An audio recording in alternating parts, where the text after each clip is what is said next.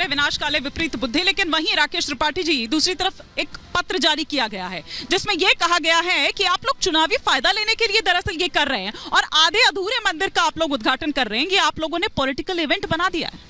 देखिए, कांग्रेसियों को वास्तविकता में हिंदू आध्यात्म इसके बारे में जानकारी नहीं है। उस पत्र में उन्होंने लिखा है कि राम जन्मभूमि का उद्घाटन हो रहा है। ये उद्घाटन नहीं है, ये प्राण प्रतिष्ठा है। अब ये प्राण प्रतिष्ठा जिसने कभी जानी हो, जो स्वयं की प्रतिष्ठा केवल बचाने के लिए किसी भी स्तर पर जाने को तैयार हो, वो इस भाव को समझेगा नहीं। ये मंदिर किसी जाति का नहीं है, किसी धर्म का भी न कहिए। ये वास्तविकता में उन उच्च आदर्शों का, उन मूल्यों का, जीवन मूल्यों का, उनका एक आदर्श स्थापित करने वाला, संपूर्ण मानवता को एक राह दिखाने वाला एक ये भगवान राम का मंदिर है, जिसमें 140 करोड़ नागरिकों की आस्था समाहित है। लेकिन उस आस्था को ठुकराने का काम किया। अब ये कांग्रेस की पुरानी रणनीति रही है। पंडित नेहरू के समय से, जब नेहरू जी देश के पहले प्रधानमंत्री बने, तभी उसी समय अयोध्या को, जन्मभूमि को मुक्त हो जाना चाहिए था। देश आजाद हुआ लेकिन जन्मभूमि आजाद नहीं हुई। बल्कि उस समय जब प्राकट्य हुआ भगवान का, तो तत्कालीन डीएम के नायर को उन्होंने हटाने का पाप किया। उन्होंने प्रयास किया कि कैसे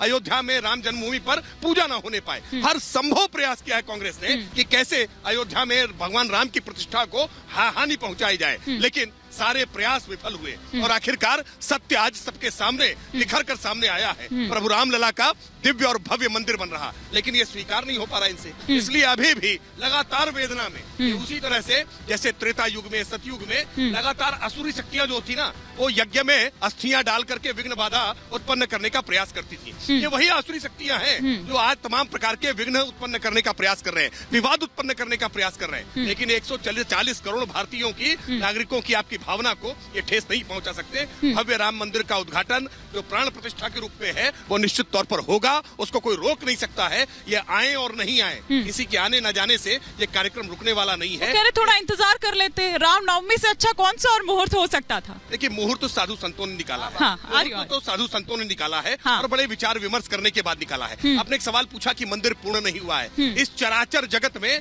ईश्वर के अतिरिक्त कुछ भी पूर्ण नहीं है। जो कुछ भी है उसे पूर्ण करने की लगातार पूर्ण करने की प्रक्रिया में होता है। भगवान का मंदिर बन रहा है, गर्भगृह बन करके तैयार हो गया है और आकर के देखें कितनी भव्यता के साथ बना है, कितनी दिव्यता के साथ बना है। चकाचौंध से उनकी आंखें बंद हो जाएंगी। यह अवसर था उनका कि वो अपने पापों का प्रायश्चित कर लेते। सुबह का भूला शाम को लौट आता है, तो हम भूला नहीं कहते हैं। लेकिन राहुल गांधी ने यह अवसर भी गंवा दिया, अखिलेश यादव ने यह अवसर भी गंवा दिया। इनको आखिरकार ये भगवान का ये इतना चमकता दमकता मंदिर ये बर्दाश्त नहीं हो रहा। अगर कहीं उनके मन मुताबिक वो बाबरी तामीर हो रही होती तो देखिए आज कितनी खुशी लहला। ये बड़ी बात है आप यहाँ पर कह रहे हैं, लेकिन क्या इसके जरिए उन्होंने ये भी बता दिया है कि दरअसल उनका जो पूरा फोकस है वो 17-18% पर है, 80% पर नहीं?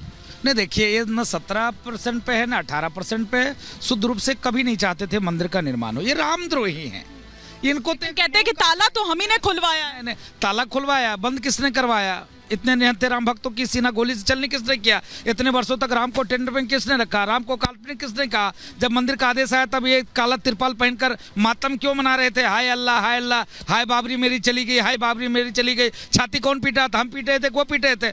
जब राम जन्मभूमि की भूमि पूजन हो रहा था तो काला तिरपाल ओढ़कर कौन रो रहा था? मेरा सवाल इनसे है। कहने का मतलब ये है, मंदिर किसी पार्टी के नहीं, किसी दल के नहीं, किसी संप्रदाय के नहीं, हर व्यक्ति का है। बच्चा बच्चा राम का, जन्मभूमि का काम का ये नारा हम लोग लगाते थे, वो नारा आज सिद्ध हुआ। और आपने राकेश जी से एक सवाल पूछा, राकेश जी सवाल पूछा कि आप जनवरी में वो कर लिए हो। नहीं, ये मैंने नहीं पूछा, ये वही लोग कह रहे हैं। क्यों पूछ रहे हैं? मेरा सवाल है, क्या कभी उन्होंने लाठी खाई, गोली खाई?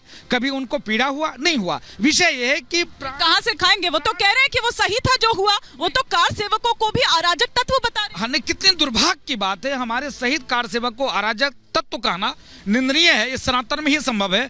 और मंदिर की प्राण प्रतिष्ठा, मतलब मंदिर का उद्घाटन नहीं हो रहा है, प्राण प्रतिष्ठा मूर्ति हो रही है। मूर्ति प्राण प्रतिष्ठा होता कहाँ है?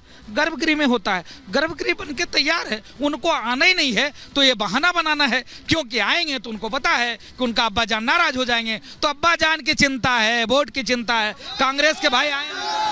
आपको क्या लग रहा है, क्या लग रहा है कि सही में वाकई में विपक्ष जो है वो दरअसल बहाने ढूंढ रहा है? क्योंकि पहले तक तो न्योते का शोर काटता रहा, लेकिन जब न्योता मिल गया तो अब उसको स्वीकार कर दिया। सिर्फ और सिर्फ बहाने ढूंढ रहा है। उनको आना होता तो वैसे भी आ जाते। अब न्योता मिलने के बाद भी आप ऐसा कर रहे हैं तो क्या बहाना ही है ये? जी, आपको क्या लग रहा है? पाप सवार है उनके ऊपर। हाँ उनका नाम आगे आ जाइए, आप लोग आगे आ जाइए। हाँ, मैम लगता है हमको कि विपक्ष बिल्कुल सही कह रहा है। ये भाजपा वाले, पहली चीज़ तो यहाँ पे कोई विपक्ष का आदमी नहीं है, ये दोनों लोग भाजपा के ही लोग हैं, ठीक है। हमें लगता है कि विपक्ष जो कह रहा है बिल्कुल सही कह रहा है। ये मंदिर हमारा मंदिर बना, हमें पता है, ठीक है। इसका क्रेडिट भाजपा क्यों लेगा? सुप्रीम कोर्ट ने फैसला सुनाया और ट्रस्ट मंदिर बनवा रही है, उसमें हम लोगों का पैसा लगा हुआ है। भाजपा वाले क्यों लूट के लेके जाएंगे क्रेडिट? ये राकेश जी आपके लिए ये सवाल है। आ रही हूँ, एक सवाल का जवाब ले लूं पहले। देखिए, मुझे लगता है कुछ बातों के बारे में हाँ। जब जानकारी नहीं होती है तो ऐसी समस्याएं आती हैं। बिल्कुल हम क्रेडिट नहीं ले रहे हैं। भगवान राम का मंदिर तो प्रभु की कृपा से ही बन रहा है और भक्तों के द्वारा ही बन रहा है, इसमें कहीं कोई क्रेडिट की होड़ नहीं है। लेकिन ये सत्य तो सबके सामने आना चाहिए ना कि कौन प्रभु रामलला के लिए संकल्पित था, किसने चेतना जगाने का काम किया, किसने कोर्ट में लड़ाई लड़ने का काम किया। क्या ये सच नहीं है कि भारतीय जनता पार्टी की सरकार में विधि मंत्री रहे रविशंकर प्रसाद जी कोर्ट के भीतर अधिवक्ता के तौर पर रामलला विराजमान के लिए वकालत कर रहे थे? क्या ये सच नहीं है कि कांग्रेस की सरकार में विधि मंत्री रहे कपिल सिब्बल बाबरी मस्जिद एक्शन कमेटी की ओर से मुकदमा लड़ रहे थे? क्या ये सच नहीं है कि भारतीय जनता पार्टी की सरकार आने के बाद से जो इलाहाबाद हाईकोर्ट के लखनऊ खंडपीठ से फैसला आया उसके 17,000 पेजेस का ट्रांसलेशन योगी आदित्यनाथ की सरकार ने 4 महीने में किया, जो मायावती जी की सरकार में नहीं हुआ, जो अखिलेश जी की सरकार में नहीं हुआ, वो भारतीय जनता पार्टी की सरकार ने किया है। तो हमने किया है, वो तो जनता देख रही है। हम श्रेय मान, लेकिन वही जनता कह रही है कि ये तो हमारा ही पैसा है, वाहवाही आप लूट रहे हैं। तो हम तक हम हाँ, कभी हाँ, नहीं, अभी सवाल आया यहाँ से। कभी नहीं कहते, हम कभी नहीं कहते।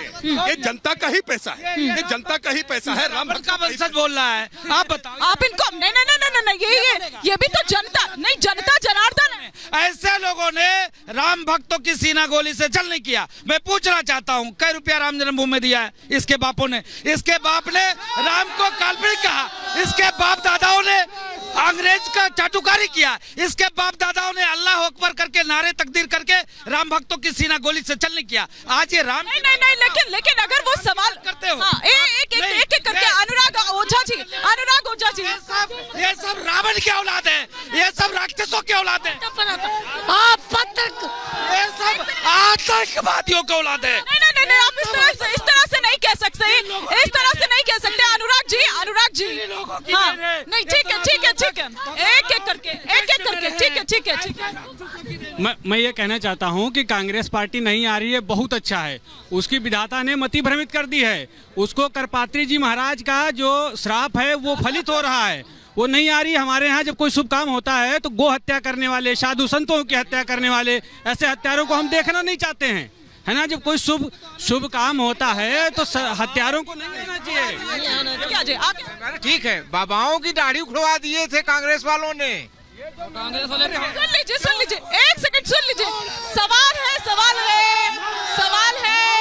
वाला नहीं आ सकता, मांस खाने वाला अयोध्या में नहीं आ सकता, उसको हम घुसने नहीं देंगे, जूता लेके मारेंगे।